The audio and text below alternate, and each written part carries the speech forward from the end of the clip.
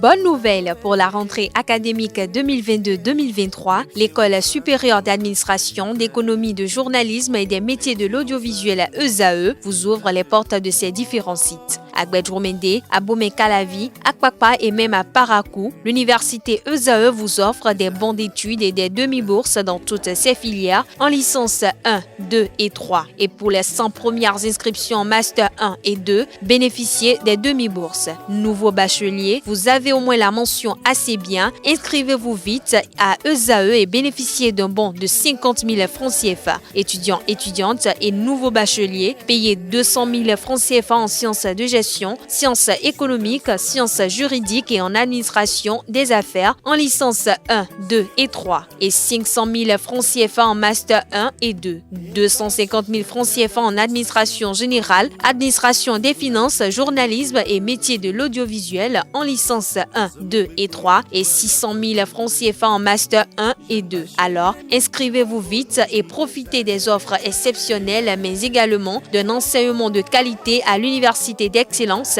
ESAE. Infoline 90 93 65 21 ou le 98 98 14 00. ESAE, l'excellence a un nom. Colomboussou, bonjour.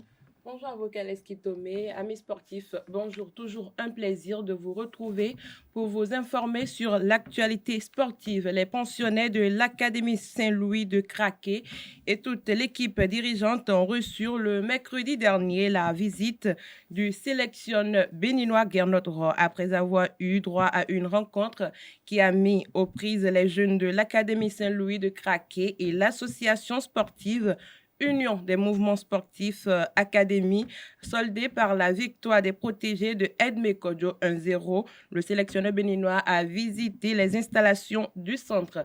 Très impressionné, Gernot Rohr a affirmé que c'est ce qu'il faut pour le football béninois. L'avenir passe justement par s'occuper, j'y arrive, de ces jeunes joueurs, leur donner la possibilité de progresser, s'entraîner tous les jours, d'aller aussi à l'école. Je vois que c'est l'un des rares centres de formation au pays, a déclaré le technicien franco-allemand. L'objectif, dira-t-il, c'est d'en avoir plusieurs centres pour pouvoir permettre aux jeunes de se former.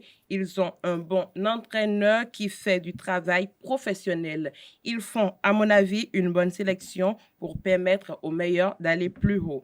Stéphane Sessegnon s'est rendu au chevet des victimes hospitalisées après le drame survenu le 17 juin 2023. Un triste événement qui s'était produit au stade de l'Amitié Général Mathieu Kérékou de Cotonou, ceci à l'occasion du match ayant opposé le Bénin et le Sénégal, comme temps pour la 5e journée des éliminatoires de la CAN Côte d'Ivoire 2023. Une visite de Stéphane Sessegnon qui s'est faite en toute discrétion. Il a apporté son soutien moral et celui de toute la sélection nationale aux victimes. De quoi réconforter des citoyens qui n'avaient qu'une envie, celle de supporter leur équipe nationale lors d'un match aussi délicat que celui face au Sénégal. Depuis les incidents, une série d'enquêtes est lancée pour situer les responsabilités. Le procureur de la République du Bénin a instruit la police républicaine pour des enquêtes juridiques. Dans la foulée, le ministère des Sports a mis en place une commission pour une enquête administrative. Il sera imité par la Fédération béninoise de football qui a aussi décidé d'installer une commission pour des enquêtes administratives.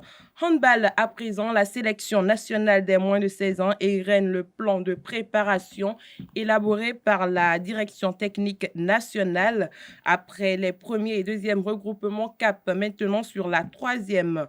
Les 20 joueurs convoqués pour continuer la préparation ont tous répondu à l'appel pour ce regroupement qui a démarré le lundi 19 juin dernier. Il prendra fin le 26 juin prochain. Sous la houlette du staff technique, les Guépardos vont poursuivre le travail déjà entamé. 2 séances d'entraînement quotidiennes sont prévues, une dans la matinée à partir de 8h et la deuxième dans l'après-midi à partir de 16h, sauf ce jour jeudi à partir de 14h au Hall des Arts de Cotonou. Le Nantes International Cup aura lieu en août prochain. Le Bénin sera à sa deuxième participation. Coupe UFOAB des moins de 20 ans pour finir cette randonnée sportive. Le Bénin et le Togo peuvent se frotter les mains. Ils vont démarrer le tournoi à partir de l'étape des demi-finales au lieu de la phase des groupes. Ceci en raison du désistement du Nigeria. L'UFOAB n'a pas communiqué les raisons de ce désistement du Nigeria contenu dans un courrier envoyé à l'instance sous-régionale.